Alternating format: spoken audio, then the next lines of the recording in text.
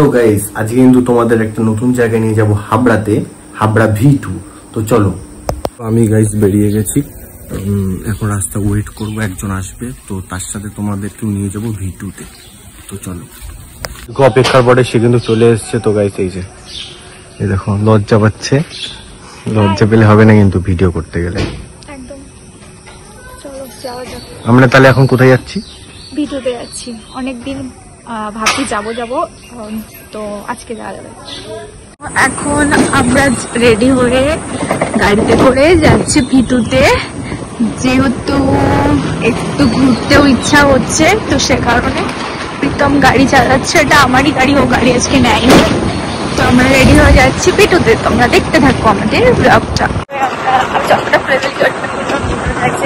আমরা যাচ্ছি, দেখো আমরা গাড়ি চলছে। তো গাইস আমরা কিন্তু V2তে চলে এসেছি। V2 এই যে আমাদের পেছনেই V2। তো এই দিকটা হচ্ছে বনগা যাওয়ার রাস্তা, এই দিকটা হচ্ছে হাবড়া জায়গাটি। তো গাইস চলো ভেতরে ঢুকে দেখা যাক কি করে। এই যে ম্যাডাম আমাদের দেখছে, কিছু পছন্দ হলো? আমাদের এখানে V2তে ভালো ভালো কালেকশন,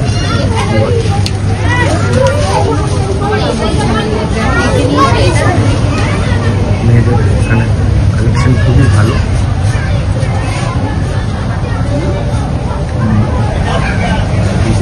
ছেলেদের, এখানটা ছেলেদের সব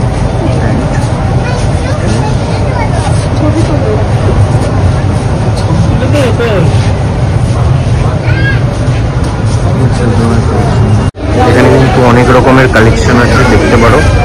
লেডিস ব্যাগ আছে এখানে, কত সুন্দর সুন্দর ব্যাগ প্রাইস অ্যাভেলেবেল আছে, দেখে নাও। ছেলেদের টি শার্ট আছে, ক্যাপ আছে। এখানে কিন্তু ছেলেদের টি শার্টে ভরা, অনেক অনেক টি শার্ট, অনেক সব রকমের টি শার্ট অ্যাভেলেবেল।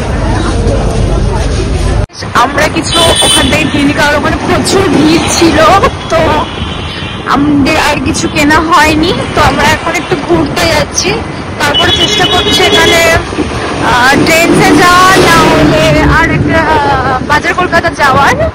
তো এখন প্রীতম গাড়ি চালাচ্ছে, আমি বসে বসে তার ফিল নিচ্ছি।